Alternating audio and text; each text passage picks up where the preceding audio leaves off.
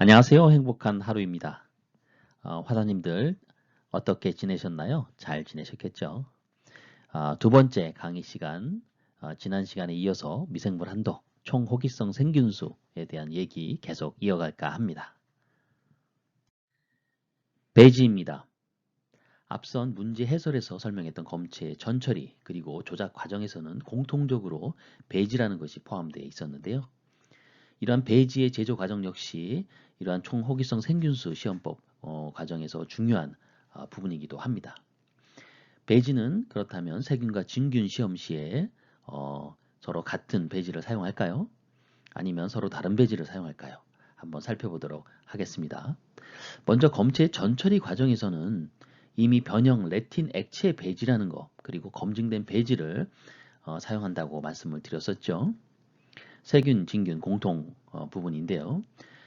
조작 과정에서는 사용하는 배지가 조금 다릅니다. 다음 두 가지 비교되는 그 배지의 형태를 살펴보겠는데요. 먼저 세기윤수 시험에서는요. 변형 레틴 한천 배지라는 걸 사용하고요. 또한 대두카제인 소화 한천 배지라는 것을 사용할 수 있습니다. 진균수 시험에서는요. 여기에 항생물질이라는 것이 포함되죠. 항생물질 첨가 포테이토 덱스트로스 한천 배지 또는 항생물질 첨가 사브로 포도당 한천 배지 이것을 사용할 수가 있습니다. 공통적으로 세균과 진균 모두 한천이란 말들이 다 들어가네요. 그리고 진균에는 항생물질이 들어가는 거 비교할 수 있을 것 같고요. 이 배지 외에 다른 것도 사용할 수 있는데요. 다른 배지는 반드시 배지의 성능과 시험법 적합성 시험을 통해서 검증된 그런 검출용 배지를 사용할 수 있다는 거 같이 기억하면 좋을 것 같고요. 내용들이 이번 2회 시험에 나왔다고 들은 것 같은데요. 정확히는 잘 모르겠네요. 그리고 추가적으로 단서 조항 중에 세균의 혼입이 없다고 예상될 때나 세균의 혼입이 있어도 눈으로 판별이 가능하다. 그러면 카운팅이 가능하겠죠. 그럴 경우에는 항생물질을 첨가하지 않을 수도 있다는 거 같이 기억하실게요. 검체 전처리에 사용되는 배지, 변형 레틴 액체 배지에 대해서 먼저 살펴보도록 할 건데요. 어떤 성분으로 구성되어 있을까요? 보시는 바와 같이 육제 패턴을 포함해서 또 효모, 6X, 또 에오마 나트륨 등등 저도 잘 모르는 그런 성분들도 있는데요. 여하튼 이 중에 모든 성분들을 다 살펴보기에는 좀 무리고요. 대표적인 육제 펩톤에 대해서 먼저 살펴보도록 하겠습니다. 이 펩톤이라고 하는 것은 각종 단백질을 효소 분해하거나 가수 분해할 때 생성되는 그런 생성물의 총칭을 바로 펩톤이라고 합니다. 이런 펩톤에는 박테리아 등에 유용한 아미노산, 또 질소화합물 등이 풍부한 성분으로 알려져 있는데요. 그렇기 때문에 미생물들을 배양할 때 대표적으로 유기질소원으로 이용되고 있습니다. 따라서 동물성 단백질이든 식물성 단백질이든 아미노산 및 저분자의 펩티드까지 가수분해하여 생성된 물질을 펩톤이라고 할 수 있는데요. 이러한 펩톤의 그런 원료로 사용되는 것들이 바로 고기라든지 생선, 카세인, 젤라틴, 켈라틴 등입니다. 여기서는 육제 펩톤, 즉 고기를 이용한 그런 펩톤으로 사용하였는데요. 정제수를 포함해서 또 분산제까지 이렇게 제조 과정 중에 이러한 성분들을 잘 조제를 해서 전체 pH가 7.2가 되도록 그리고 조정하고 난 이후에는 또 121도의 높은 고온에서 15분간 고압 멸균하게 됩니다. 당연히 이 배지는 무균 상태로 만들어야 되니까 멸균이 필수적인 과정이 되겠죠. 조작 과정에서 세균 시험에 사용하는 배지의 제조입니다. 이미 두 가지를 말씀을 드렸는데요. 공통적으로 한천이라는 표현이 들어가죠. 한천은 무엇일까요? 여기 우측에 그림을 보시면 좌측이 바로 우뭇가사리입니다. 해조류의 일종이죠. 홍조류인데요. 고분자량의 다당체입니다. 다당체이죠. 이러한 우뭇가사리를 끓여가지고 식혀 만든 끈끈한 그런 물질, 즉 묵과 같이 생긴 것이 바로 한천입니다. 이 한천은 다이어트 식재료로 많이 애용이 되고 있는 그 음식이기도 하는데요. 열량이 매우 낮고요. 다른 식이섬유와 같이 칼로리가 없습니다. 그렇기 때문에 그 다이어트 식재료로 많이 이용되는 성분이기도 하지요. 이런 한천은 식용 목적 외에도 이 미생물 쪽에 사용되는 미생물의 배양에 필수적인 고체 배지로 사용되기 시작하였는데요. 이전에는 우리 젤라틴이라고 하는 것들을 그 초기에는 사용했다고 하는데요. 이 젤라틴은 미생물이 이를 분해하는 그러한 문제가 있어서 이걸 대체할 수 있는 것들을 찾다가 바로 이 한천, 아가라고 표현하는 한천을 사용하게 되었는데요. 이 한천의 특징이 이 실온 쪽으로 내려오게 되면 상온에서 굉장히 단단한 고체를 형성하게 됩니다. 고형상을 형성하게 돼서 미생물이 분해하기가 쉽지 않은 그런 단단한 구조를 만들어주게 되는데요. 이러한 겔링 그런 현상들을 물성을 갖고 있기 때문에 미생물 그 배지에 사용하는 대표적인 성분이 되었죠. 그러면 각각 어떠한 성분들로 변형 레틴 한천 배지와 데두카세인 소화 한천 배지는 구성되어 있는지 볼까요? 자, 변형 레틴 한천 배지입니다. 이러한 그 펩톤 쪽에 약간 육제 펩톤이었는데 여긴 프로테오즈라는 펩톤을 썼죠. 거기에 유사한 그 성분은 거의 유사하고요. 여기에 한천만 추가적으로 들어가 있습니다. 그리고 대두카세인 소화 한천 배지는 카제인제 펩톤을 사용했죠. 대두제 펩톤도 사용했고요. 거기에 한천이 같이 포함되어 있는 형태의 그 배지 구성 성분을 이루고 있습니다. 뒤에 있는 밑에 있는 조건들은 앞에와 비슷하죠. pH가 7.2가 되도록 조정하고 자 121도에서 15분간 고압 멸균하는 과정은 공통적으로 동일합니다. 자, 진균 시험을 위한 배지 제조입니다. 진균 시험을 위한 배지에는 기본적으로 한천 배지에 추가적으로 항생물질을 넣는다고 말씀을 드렸는데요. 왜 항생물질을 넣을까요? 그것은 간단하게 그 배지가 진균, 즉 곰팡이 같은 진균에 오염이 잘 돼서 그렇습니다. 그래서 이 진균용 시험에는 반드시 항생제를 써서 그러한 오염을 방지를 해야 하는데요. 좌우로 보시면은 두 가지 포테이토를 사용하는 것과 또 사브로 포도당을 사용하는 이 두 가지 형태가 있고요. 세균보다 상대적으로 간단하지요. 네 가지 정도의 성분이 들어가고 있습니다. 이 항생물질 쪽에 포테이토 쪽에서는 항생물질로 염산 테트라 사이클이라는 것들을 사용하고요. 또 사브로 포도당 한천 배지에서는 벤질페닐 실리칼륨 같은 그리고 테트라 사이클린 이러한 그 항생 물질을 추가적으로 포함해서 pH는 그 세균용보다 좀 낮게 형성이 되도록 조정합니다.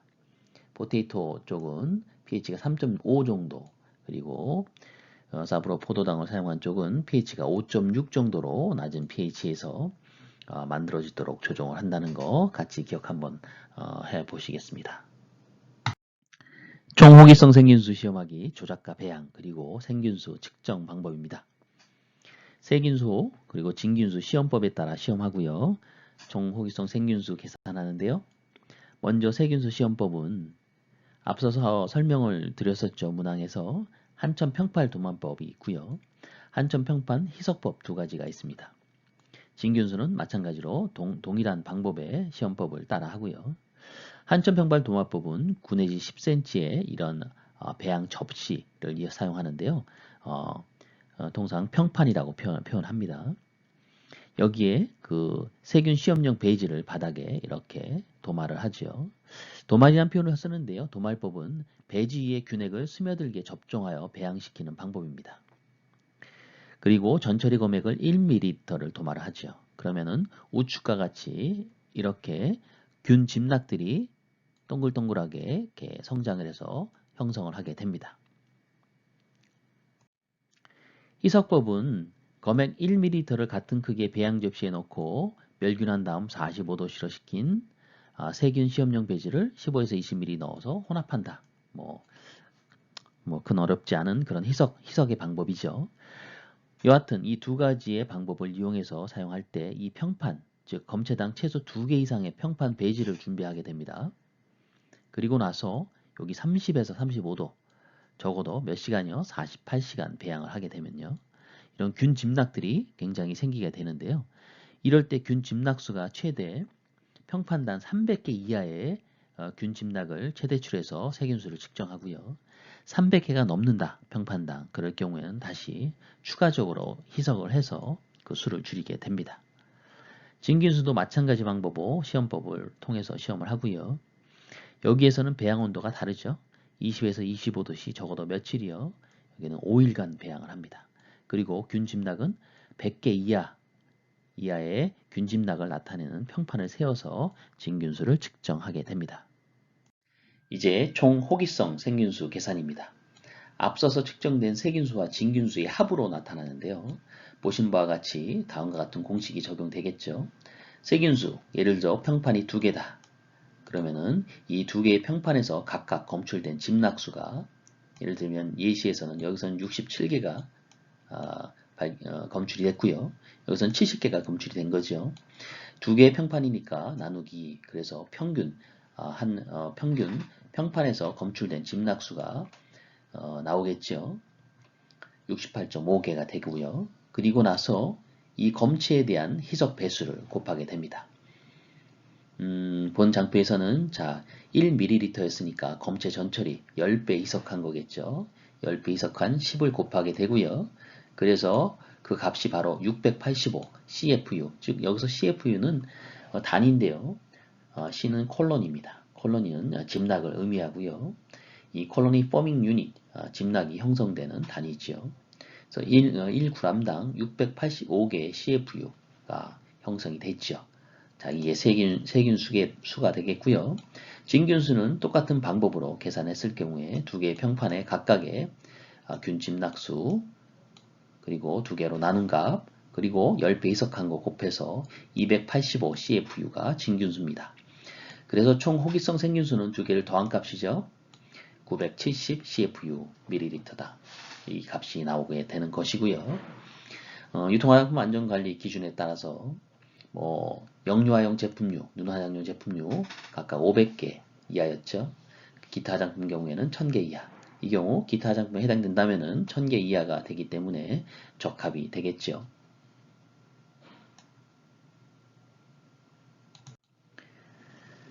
첫 장의 문항에서는 이 희석 배수가 바로 1mm가 아니고 0.1mm 형태였죠. 즉 전처리 1mm 10배 희석한 거에 다시 또 10배가 희석된 형태니까 100을 곱한 거였었죠. 배지 성능 및 시험법 적합성 시험입니다.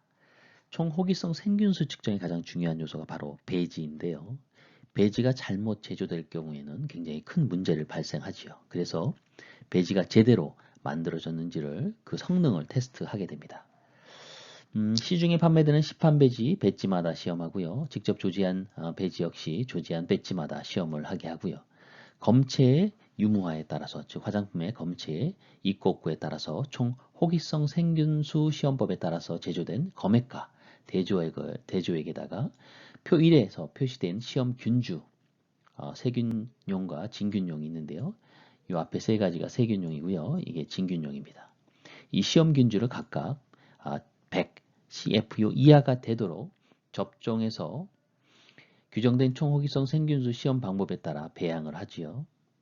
이렇게 배양을 할 때 검액에서 회수한 균수, 대조액에서 회수한 균수를 확인을 한 다음에 검액에서 회수한 균수가 대조액에 회수한 균수의 2분의 1 이상 전 조건을 만족해야지 배지의 성능이 있다라고 판단을 합니다.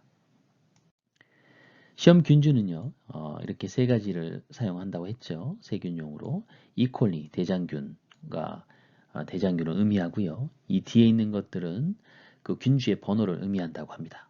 ATCC, 미국 표준균주 배양수록 보존소라고 하는데요. 각 나라마다 또는 이런 보존소에 대한 보관하고 있는 대장균에 대한 번호라고 합니다. 영어를 잘 읽질 못해서 잘 모르겠는데요. 하여튼 요거는 황색 포도상귀균을 의미하고요. 요거는 또 다른 균을 의미합니다. 그리고 진균에 사용되는 캔디다 알비컨스라는 것들을 사용한다고 하는데요. 이러한 시험 균주와 또 배양 조건에 따라서 배지 성능 및 시험법 적합성 시험을 진행을 하겠죠. 검체에는 일반적으로 보존제가 포함이 돼 있죠. 이런 보존제 역할은 바로 균을 죽이거나 활성을 억제하는 역할을 하는 건데요. 이런 항균 활성들로 인해서 보존제 등의 항균 활성으로 인해서 증식이 억제 저해되는 경우가 발생할 수가 있습니다. 검액에 검체에서 뽑은 검액, 검체의 전처리로 만들어진 검액에서 투입한 배지에서 회수한 균수가 대조액에서 회수한 균수의 2분의 1 미만이 될 경우가 있는데요. 이런 경우에는 이 결과의 유효성을 확보하기 위해서 총호기성 생균수 시효법 자체를 변경해야 됩니다. 그리고 항균 활성을 중화하기 위해서 희석이나 중화제를 사용할 수가 있는데요. 중화제는 뒤에 살펴보도록 할 거고요. 또한 시험에 사용된 배지 또는 희석액 또는 시험 조작상의 무균 상태를 확인하기 위해서 완충 식염 펩톤수 pH 7.0짜리를 대조로 해서 총호기성 생균수 시험을 할 때 미생물의 성장이 나타나서는 안 되도록 그렇게 조건을 잡아야 합니다. 베이지 적합성 시험 좀 더 들어가 보도록 하겠습니다. 총호기성 생균 시험용 베이지의 적합성 시험 다음과 같은 순서로 이루어지는데요. 먼저 표 2에 있는 이 총호기성 생균수 베이지 성능 시험용 긴주 앞서서 말씀드렸던 세균용 3가지가 있었고요. 진균용 1가지가 있었죠. 이것은 별도의 준비된 배양 조건 하에서 배양을 시킵니다. 자, 세균용 시험 균주는 30, 35도씨 18시간에서 24시간 호기 배양하고요. 산소가 있는 조건에서 배양한다는 얘기고요. 진균용 이 1가지는 20에서 25도씨에서 48시간 호기 배양을 합니다. 이렇게 해서 배양된 균주나 또는 이와 동등하다고 생각되는 균주를 쓸 수가 있고요. 그리고 나서 이 균주가 들어간 균액을 만들어야 되겠죠.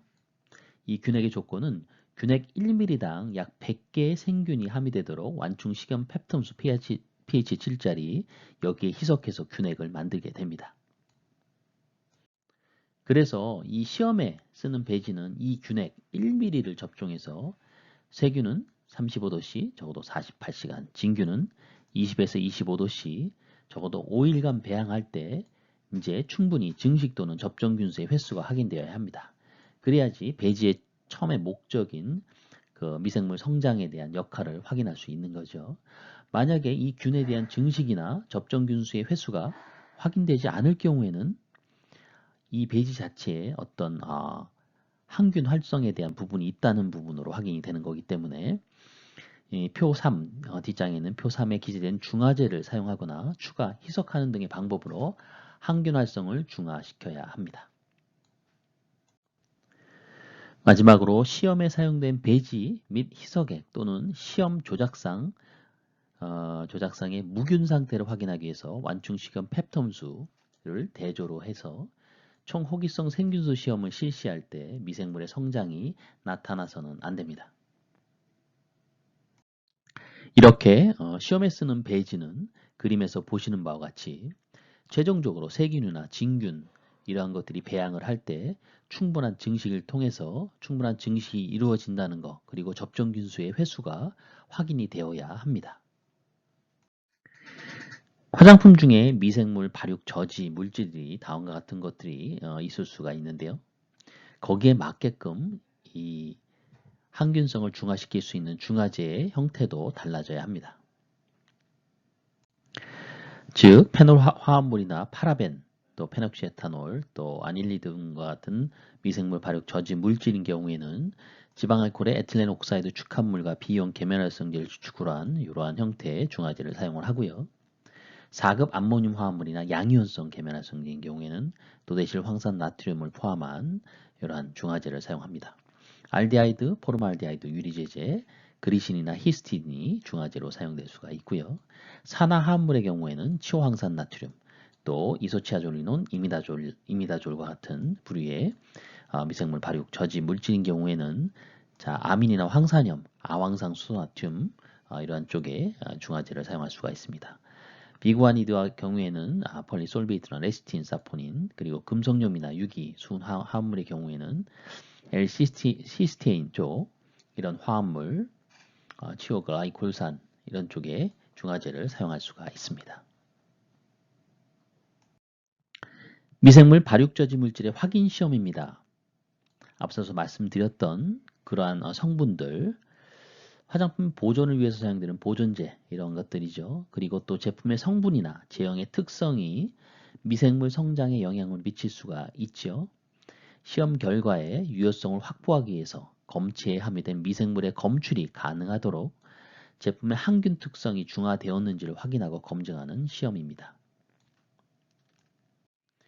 다음과 같은 순서대로 진행을 하는데요. 먼저 총호기성 생균 시험에 사용한 희석액 또는 액체 배지의 한 개의 시험관에 검체를 1g 넣고 다른 시험관에는 검체를 넣지 않는 대조원을 만들게 됩니다. 그리고 배지 적합성 시험에서 준비한 균 기억나시죠? 이 시험 균액을 각각 그 시험관에 100개의 생균이 함유되도록 시험균 종류별로 첨가해서 총호기성 생균수 시험을 진행하고 배양을 합니다. 배양한 후에 검체를 함유한 시험관과 검체를 함유하지 않은 시험관의 균수를 비교해 보고요. 균수 차이가 2배 이상 나지 않는다. 그러면은 미생물 발육 저지 물질이 시험 조건상에 존재하지 않는다라고 판단할 수가 있고요. 만약에 2배 이상 차이가 난다. 그러면 미생물 발육 저지 물질이 있구나라고 확인을 할 수가 있고요. 이때는 항균 활성을 중화하기 위한 중화제 또는 희석 이러한 것들을 사용해서 미생물 발육 저지 물질을 제거할 수 있는 그러한 총호기성 시험 방법을 다시 확립해야 합니다. 총호기성 생균수 시험에 대한 미생물 발육 저지 물질 시험 절차를 다음과 같은 한 그림으로 살펴볼 수 있는데요. 자, 검체 안에 미생물 발육 저지 물질이 있는지 없는지를 확인을 해보는 거죠. 그러면 검체와 변형 레틴 액체 배지 포함되어 있는 것, 그리고 변형 레틴 액체 배지만 이 두 가지를 가지고 시험을 하겠죠. 시험 균주 100CFU를 접종하고요. 총호기성 생균수 시험 방법에 따라 시험을 하고 배양을 합니다. 만약에 미생물 발육 저지 물질이 있다라는 것을 확인하게 되면요. 미생물 발육 저지 물질의 불활성화 제거를 하죠. 중화제나 희석 등등의 방법을 통해서. 그런 다음 최종적으로 거기에 맞는 총호기성 생균수 시험 방법을 확립하고요. 없다면은 그냥 그 자체로서 시험 방법을 확립하면 되지요. 유통화장품 안전기준, 미생물 한도, 그 중에 총호기성 생균수에 관련된 모든 강의 마무리할까 합니다. 강의의 내용이 어려웠을 거라고 생각이 드는데요. 저 또한 미생물에 익숙치 않은 많은 단어들이 나와서 굉장히 애를 먹었습니다. 그냥 읽는데도 힘들었는데요. 그럼에도 불구하고 여러분들 끝까지 잘 경청해 주셔서 감사드리고요.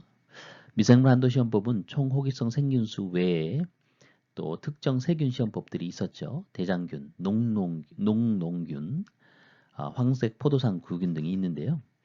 관련된 내용은 전체적 맥락들이 본 호기성 생균수 시험법하고 비슷하기 때문에 생략을 했고요. 대신에 그 시험법의 내용들은 꼭 다시 한번 학습하기를 권고드리고요. 기회가 된다면은 나중에 문제풀이 과정에서 한번 다뤄볼까 합니다. 지금까지 행복한 하루 맞춤 화복이었습니다. 감사합니다.